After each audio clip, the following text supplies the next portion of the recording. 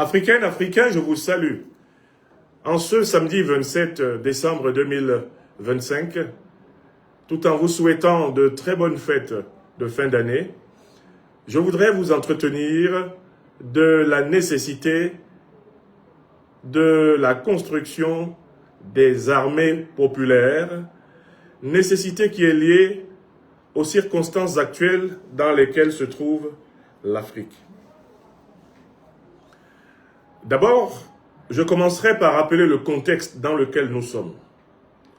Ensuite, je vais préciser ce que c'est qu'une armée populaire.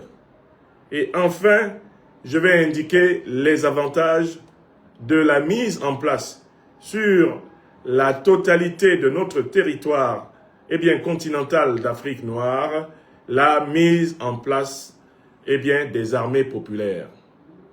Elle est absolument nécessaire. Sans plus tarder, commençons par le premier point, à savoir le contexte général, la situation générale de l'Afrique en 2025. La situation générale du continent africain en 2025, c'est qu'il est l'objet d'un vaste projet de recolonisation militaire, économique, culturelle et politique ourdi par la grande alliance militaro-politique de l'Occident appelée l'OTAN, à la tête de laquelle se trouve la grande puissance américaine. Je recommence. Le constat fondamental dont il faut partir si on veut comprendre la nécessité des armées populaires, il faut constater, il faut que tout le monde voit qu'en cette année 2025, la plus grande menace qui pèse sur toute l'Afrique noire, c'est la mise en exécution acharnée, décidée, déterminée et persévérante d'un plan de recolonisation militaire, recolonisation économique, recolonisation politique, recolonisation culturelle de l'Afrique par l'organisation du traité de l'Atlantique Nord à la tête de laquelle se trouvent les États-Unis d'Amérique. Quelles sont les preuves qu'un tel plan existe? Je vous les donne immédiatement avant de passer à la deuxième partie de mon analyse. Les preuves qu'un tel plan existe, d'abord, elles sont des preuves historiques anciennes. Les puissances qui ont réduit pendant pratiquement 300 ans les Africains en esclavage sur toute la planète se trouvent être les mêmes qui constituent aujourd'hui l'organisation du traité de l'Atlantique Nord. Deuxième preuve historique, les puissances qui ont réduit les populations africaines en esclavage pendant plus de 300 ans, à partir notamment du XVIe siècle jusqu'au XIXe, ce sont exactement les mêmes puissances qui se sont partagées l'Afrique sans les Africains. À la fin du XIXe siècle, lors de leur fameux congrès de Berlin, à savoir, en effet, le partage de 1884-1885. Ça, c'est la deuxième preuve historique. Troisième preuve historique, les puissances qui aujourd'hui menacent l'Afrique d'une recolonisation militaire, économique, politique et culturelle sous l'égide de l'OTAN sont les mêmes qui ont perpétré, à partir notamment du 19e siècle, et cela jusqu'au 21e siècle, les plus grands actes de barbarie sous le nom de colonisation contre le continent africain. Eh bien, dernière grande preuve historique en date, ce sont ces puissances qui se sont coalisées pour attaquer sauvagement la Libye en 2011, la détruire en 6 mois de bombardements intenses. Et ces puissances, qui sont donc les puissances de l'OTAN, à la tête desquelles les États-Unis, la Grande-Bretagne, la France, ces puissances-là ont détruit la Libye en 2011 en association avec deux organisations terroristes qu'elles ont créées depuis les années 80 et qui s'appellent Al-Qaïda et l'État islamique, ou encore Daesh. Al-Qaïda est une organisation de mercenaires terroristes au service de l'Occident politique. Elle a été créée dans les années 80 par la CIA américaine pour combattre les soviétiques en Afghanistan. Le fondateur d'Al-Qaïda, Mohamed Azam, qui était le patron d'Oussama Ben Laden, était un agent assermenté de la CIA américaine. Quant à l'organisation terroriste Daesh, encore abusivement appelée État islamique, elle a été créée dans les années 2000 par les mêmes services secrets occidentaux de l'OTAN, et notamment américains, et cela est attesté par des révélations publiques de l'actuel président américain Donald Trump, qui a publiquement accusé ses prédécesseurs Obama et Clinton d'avoir créé l'État islamique. Ces organisations terroristes sont financées par les grandes puissances occidentales. Les documents officiels déclassifiés aux États-Unis en cette année 2025 par Mme Tulsi Gabbard et par M. Elon Musk ont clairement établi que l'USAID a régulièrement financé par des versements directs Al-Qaïda et Daesh. Il existe de nombreuses preuves de financement direct d'Al-Qaïda et de Daesh par les monarchies du Moyen-Orient, telles l'Arabie Saoudite, le Qatar et un certain nombre de puissances du Moyen-Orient, parmi lesquelles la Turquie. Ce sont des éléments qui sont documentés scientifiquement. Il est clairement connu, et cela a été révélé par les officiels américains, par des sénateurs, par des représentants du Parlement américain. Il est connu que les deux principales organisations terroristes sont en réalité des groupes de mercenaires, des sociétés militaires privées qui ont pour vocation la déstabilisation de pays que les grandes puissances occidentales veulent piller. Les mercenaires terroristes d'Al-Qaïda et de Daesh sont chargés de semer le chaos afin que l'Occident puisse imposer son ordre. Je recommence une deuxième fois. Les mercenaires terroristes d'Al-Qaïda et de Daesh sont chargés par les grandes puissances occidentales de semer le chaos dans tous les pays où les grandes puissances occidentales veulent imposer leur ordre. Une troisième fois, les mercenaires terroristes d'Al-Qaïda et de l'État islamique sont chargés par les grandes puissances occidentales de l'OTAN de semer le chaos dans tous les pays que les grandes puissances occidentales veulent exploiter et piller. C'est le schéma. Déstabilisation, pillage et légitimation médiatique, diplomatique et internationale du pillage. En dernière date aussi, toujours pour établir la nature de cette déstabilisation, on s'est rendu compte que le mécanisme de paiement des rançons pour des otages au Sahel était l'une des principales sources de financement du terrorisme.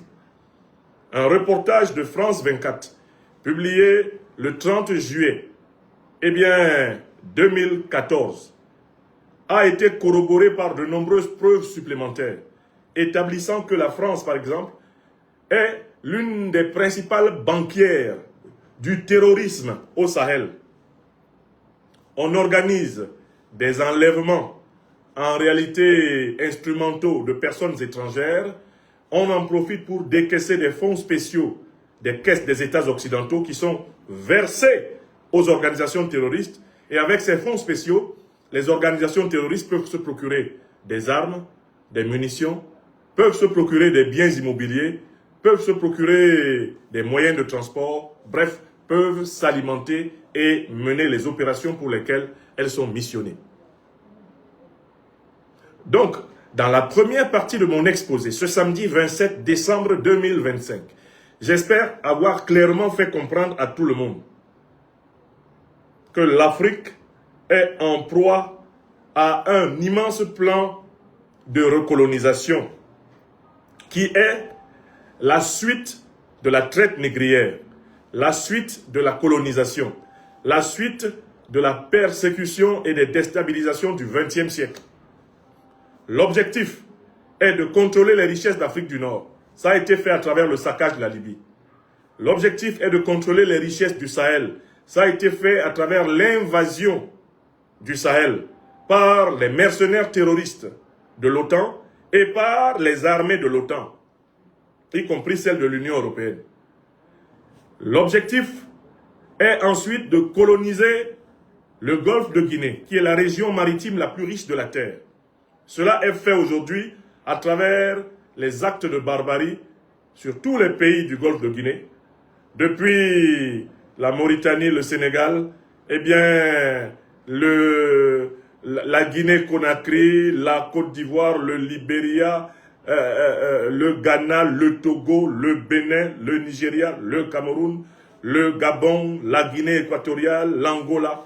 Tous ces pays sont ciblés par les mercenaires terroristes de l'OTAN parce que ces pays sont détenteurs de ressources naturelles faramineuses et que les grandes puissances occidentales ne veulent pas négocier les ressources naturelles africaines dans le cadre d'un marché international équitable.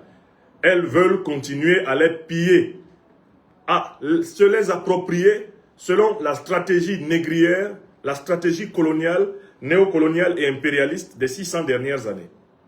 Ces grandes puissances ne veulent pas faire des affaires dans le cadre d'un partenariat gagnant-gagnant avec les Africains. Elles veulent continuer à piller l'Afrique comme elles le font depuis plusieurs siècles. Elles refusent le modèle d'une coopération dans un monde multipolaire, un monde gagnant-gagnant. Elles veulent nous imposer de leur livrer nos matières premières, nos ressources naturelles stratégiques à vil prix, voire gratuitement. C'est le même modèle qui est appliqué contre la République démocratique du Congo où l'OTAN, l'Union européenne, instrumentalise le Rwanda et l'Ouganda pour semer la guerre au Congo et ainsi imposer le pillage des ressources congolaises au profit de la puissance anglo-américaine et de ses supplétifs européens. Tout Africain qui suivent mes conférences depuis plusieurs années sur les réseaux sociaux habitent l'évidence que l'Afrique est l'objet d'un immense plan de recolonisation. Les derniers bombardements américains au nord du Nigeria n'ont pas pour but de combattre le terrorisme. D'ailleurs, plusieurs renseignements indiquent que les bombes de M. Trump ne sont pas tombées là où étaient les terroristes. Puisque les terroristes sont des supplétifs. En réalité, les terroristes sont des supplétifs des grandes puissances occidentales. M. Trump et ses bombes ont visé une zone où il ne se trouvait pas. Les renseignements sur place au Nigeria montrent très bien qu'ils ont visé une zone où les terroristes ne se trouvaient pas. Et c'est important que vous le compreniez.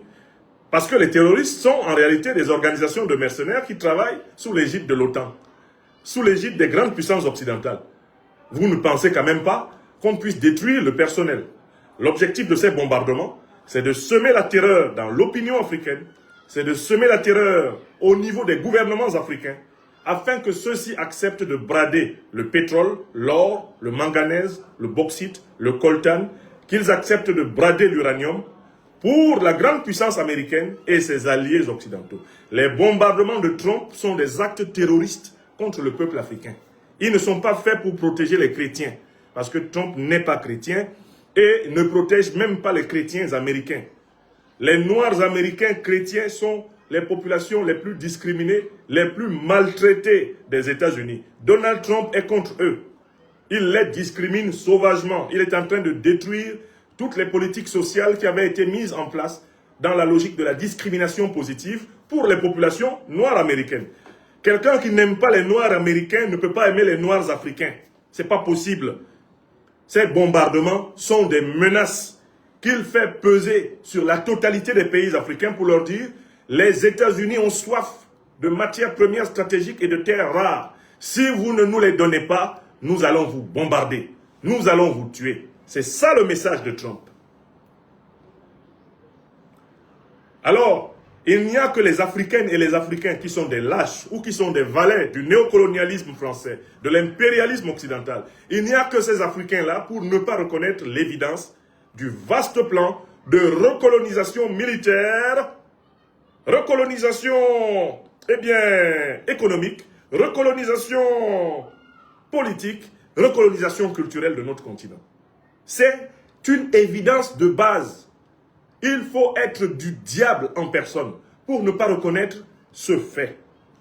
Et ce fait est la base de mon raisonnement. Celui qui n'admet pas que l'Afrique est en proie à un immense plan de recolonisation, à un immense plan de recolonisation militaire, économique, de recolonisation politique et culturelle, il n'a pas sa place dans ma conférence. Il peut zapper, il peut quitter. Ce n'est pas la peine de m'écouter si vous ne voulez pas partager avec moi cette vérité. Parce que cette vérité est l'essentiel à partir duquel il faut penser la politique africaine aujourd'hui. Celui qui n'admet pas cette vérité n'a pas sa place dans l'université libre de l'Afrique des libertés. Je n'ai rien à dire avec cette personne. Nous avons simplement à nous affronter dans l'histoire, dans le combat révolutionnaire. Est-ce que vous comprenez? Alors ça, c'est le premier point. Si nous sommes d'accord que l'Afrique est bel et bien l'objet d'un immense plan occidental, otanien, de recolonisation militaire, de recolonisation économique, de recolonisation politique et de domination culturelle. Si vous êtes d'accord que ce plan n'est que la continuité de la traite négrière, la continuité de la barbarie coloniale avec les crimes de guerre, les crimes contre l'humanité, les crimes économiques, jamais jugés ni punis, qui ont été commis contre les Africains. Si vous êtes d'accord que c'est cela le saccage de la Libye, c'est cela le saccage du Congo, c'est cela le saccage du Soudan, si vous reconnaissez que c'est cela, l'invasion des terreaux impérialistes au Sahel, dans le golfe de Guinée, au nord du Nigeria, au nord du Cameroun, au Tchad, si vous reconnaissez que c'est cela, l'invasion des terreaux impérialistes jusqu'au Mozambique, dans la région pétrolière de Cabo Delgado, si vous êtes d'accord, alors vous comprenez que, en réalité, l'impérialisme, c'est le terrorisme. Nous sommes l'objet d'un complot impérial terroriste. Les terroristes sont les mercenaires de l'impérialisme. Nous avons affaire à l'impérial terrorisme. Alors, dans ces conditions, on peut passer à la deuxième partie de mon exposé. Quand on a affaire à un immense projet de recolonisation militaire, économique, politique et culturelle, est-ce qu'on peut faire face à ce projet en utilisant le principe de l'armée professionnelle? C'est-à-dire en confiant la défense du territoire national à une minorité qui va être appelée une armée professionnelle, une armée de métier. Est-ce que le concept d'armée professionnelle, d'armée de métier, est un concept qui peut permettre de faire face à une menace d'une telle ampleur? L'armée professionnelle ou armée de métier, c'est un concept qui restreint la fonction militaire à un certain nombre d'individus.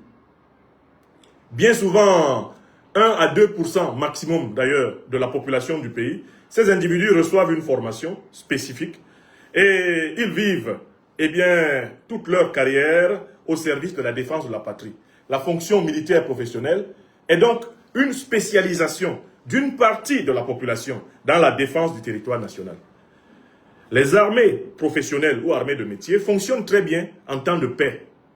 Elles fonctionnent très bien lorsque l'état de droit, lorsque le droit international, dans ce qu'ils peuvent avoir de juste et d'équitable, sont respectés. Lorsque règne la paix, lorsque règne la concorde, lorsque règne la prospérité internationale, en effet, les armées professionnelles ou armées de métier sont les formules les plus idoines pour assurer la sécurité et la défense des nations. Mais, lorsqu'un pays, et mieux, un continent, sont confrontés à une menace générale de très grande ampleur, vous voyez très bien que le concept d'armée spécialisée, d'armée professionnelle, d'armée de métier ne suffit plus à répondre à la menace. Voilà pourquoi, dans l'histoire de l'humanité, chaque fois que des peuples ont été confrontés à des menaces comme celles que subit aujourd'hui l'Afrique, ils ont ipso facto mis en place le concept d'armée populaire. Qu'est-ce que c'est que l'armée populaire? C'est un concept consistant à impliquer toutes les citoyennes et tous les citoyens d'un pays en capacité de combattre ou de participer aux activités de défense, les impliquer dans la défense armée du pays. Partage la vidéo et puis abonne-toi.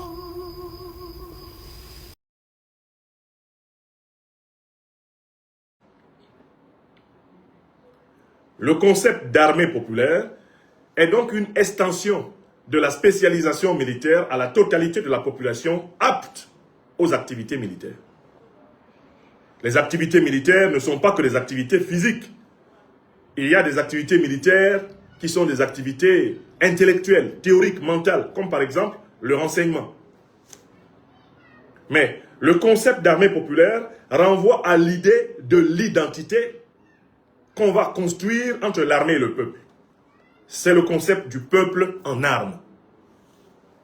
Pourquoi ce concept est-il préférable quand on fait face à une très grande menace?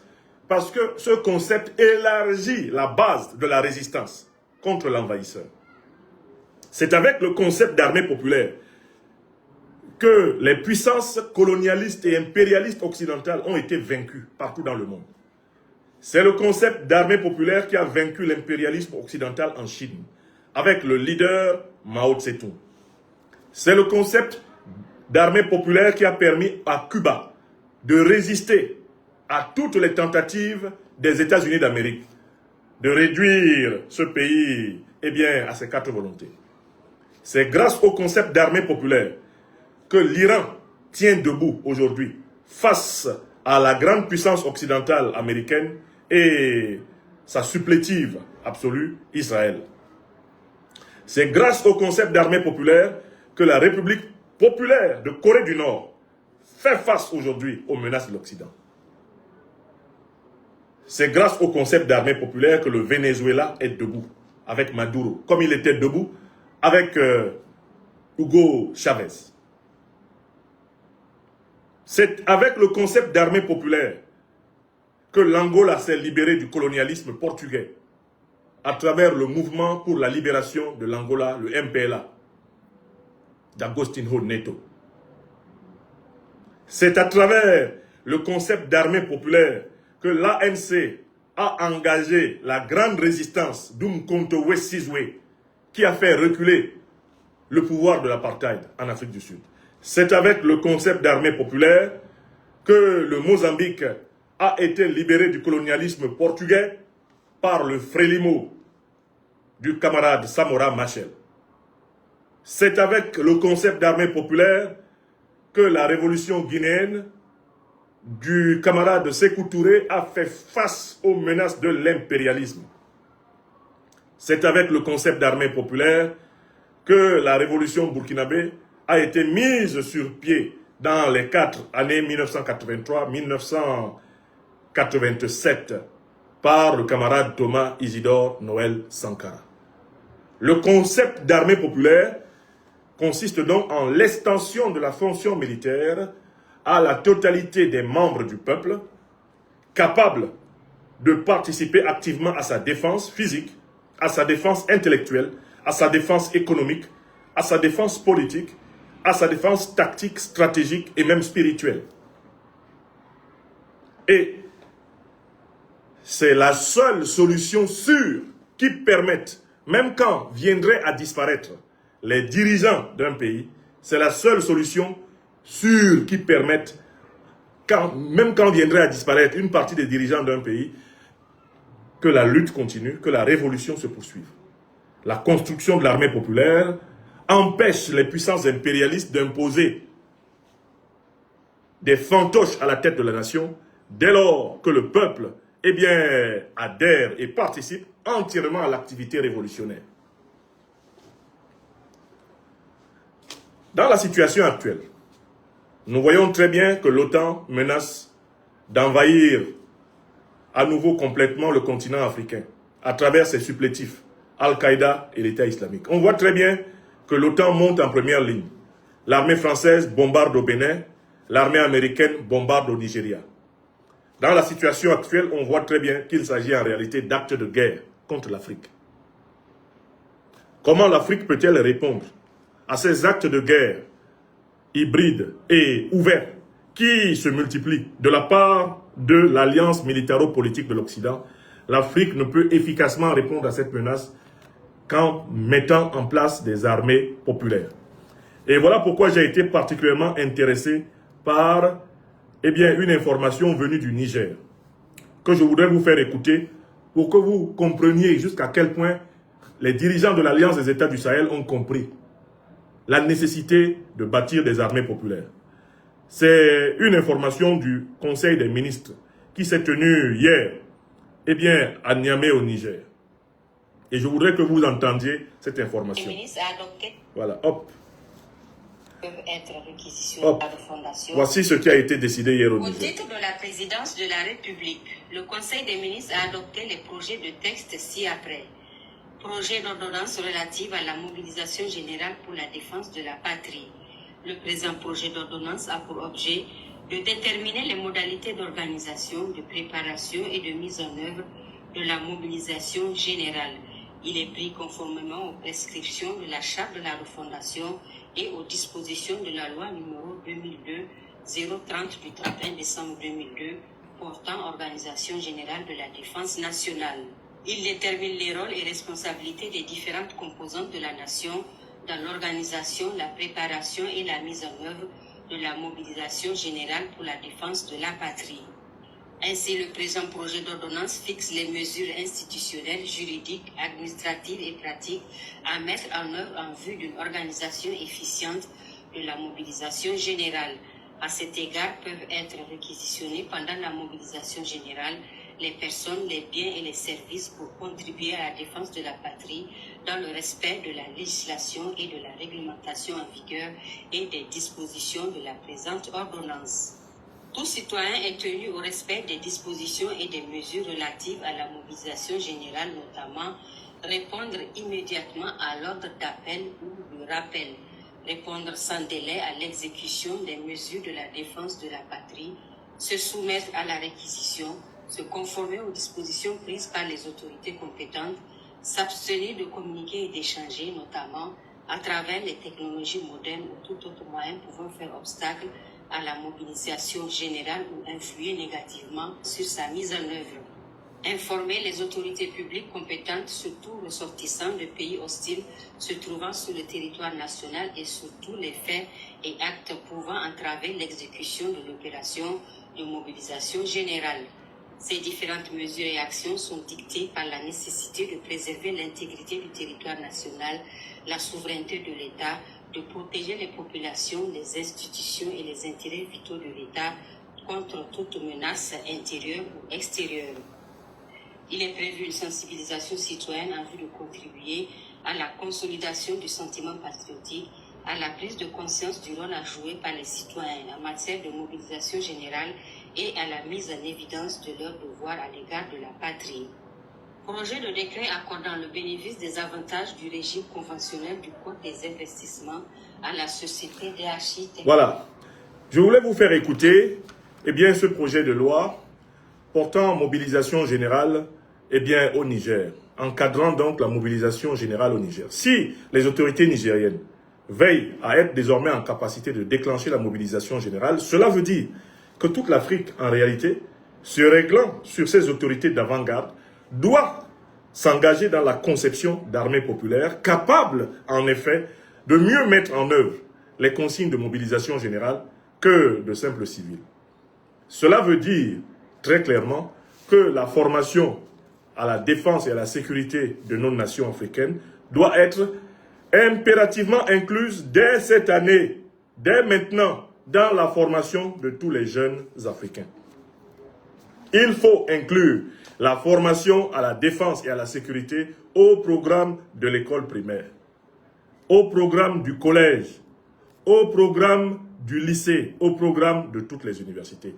Aucun de nos enfants ne doit sortir de l'école primaire sans avoir reçu une formation appropriée à son âge, à la défense et à la sécurité de l'Afrique. Aucun de nos enfants ne doit sortir du collège avec un brevet des collèges sans avoir reçu en même temps une formation appropriée à son âge à la défense et à la sécurité de l'Afrique. Aucun de nos enfants ne doit sortir des lycées sans avoir reçu une formation appropriée à son âge, à la formation et à la défense de notre continent. Aucun de nos enfants, aucun de nos étudiants ne doit sortir des facultés et des grandes écoles, où que ce soit en Afrique, sans avoir reçu une formation appropriée pour être de façon certaine un officier au moins de réserve de l'armée nationale africaine de son pays. C'est une urgence continentale.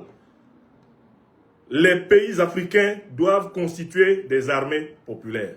Ces armées populaires, au fur et à mesure que des alliances vont être passées entre les États, doivent être les embryons de l'armée populaire fédérale africaine.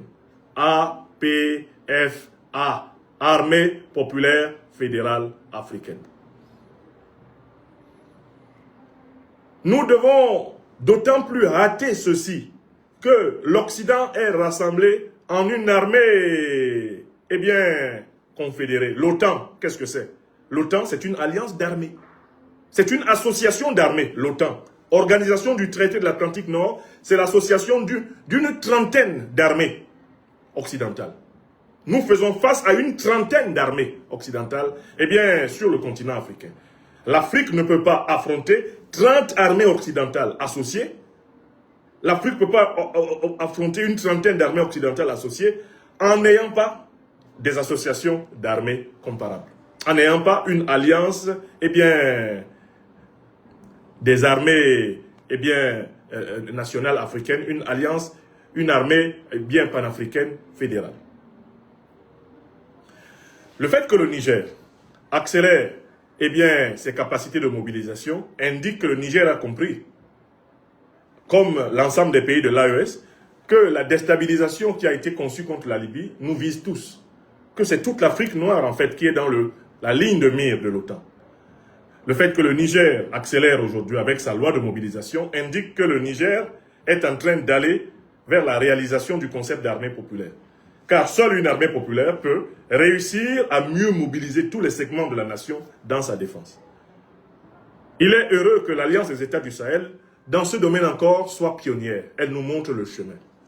Il est temps maintenant, pour l'ensemble des Africaines et des Africains, quels que soient les pays concernés, de regarder la nature des armées qui prétendent les protéger, la nature des dirigeants qu'ils ont, et de se demander, avec cette armée et avec ces dirigeants, est-ce que nous sommes sûrs de pouvoir nous protéger, de pouvoir protéger nos enfants, de pouvoir protéger nos biens, nos services, de pouvoir protéger l'héritage que nous avons reçu de nos ancêtres. Il est certain qu'en se posant cette question dans chacun de nos pays d'origine, nous aurons souvent la réponse « Non, nous n'avons ni les dirigeants, ni les armées qu'il faut pour faire face à la menace qui vient. » Par conséquent, les révolutions nationales doivent être accélérées. Partout où des dirigeants fantoches, incapables de concevoir des armées populaires, sont au pouvoir, il est de la responsabilité des peuples et des patriotes, de toutes les forces de défense et de sécurité, de se débarrasser de ces fantoches, de ces vassaux, de ces valets, à l'instar de Tinubu au Nigeria, de Ouattara Draman, en Côte d'Ivoire ou de Biya Polo au Cameroun. Des gens qui ne veulent pas aller vers le concept d'armée populaire parce qu'ils savent que depuis très longtemps, ils servent les intérêts étrangers contre leur peuple. Et ils ont donc peur. Qui a donc peur de l'armée populaire? Qui a donc peur d'instaurer des armées populaires? Ceux qui ont peur d'instaurer des armées populaires dans leur pays, ce sont ceux qui ne servent pas depuis très longtemps les intérêts de leur peuple. Quand tu ne sers pas les intérêts de ton peuple, tu ne peux pas accepter d'étendre à l'ensemble de tes concitoyens la défense de la patrie. Quand tu sais que tu n'aimes pas ton peuple et que ton peuple ne t'aime pas, tu ne peux pas vouloir mettre en place une armée populaire. Car mettre en place une armée populaire signifie pour toi le risque de perdre le pouvoir. Puisqu'on sait que tu es un traître à la patrie, dès lors que l'armée populaire sera mise en place, ce sera pour te déposer. Car tu es inapte à organiser la résistance, la lutte de libération de ton peuple.